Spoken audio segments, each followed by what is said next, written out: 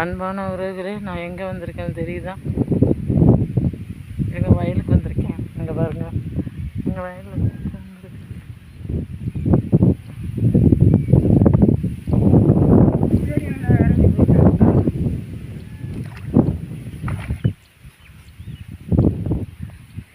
என் மாமனார் போகிறாருங்க.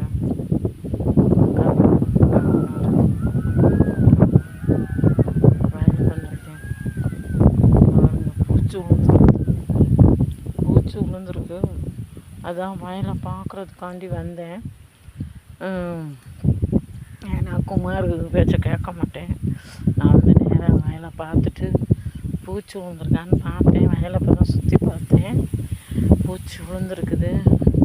பூச்சி இப்போ மருந்து அடிக்கலைன்னா கருதை வந்து விடையில் அப்படியே வெண்கற்காக ஆயிரும். அதனால் இப்போ நான் பார்த்தேன், சுற்றி வயலை பார்த்தேன். கொஞ்சம் சில மேடு கண்ட இடத்துல வயலில் களை இருக்குது.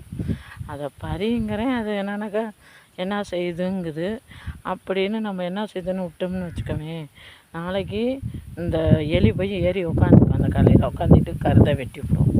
நான் சொல்கிறேன் குமார்ட்ட, ஆனால் கேட்க மாட்டேங்குதுங்க மக்களே.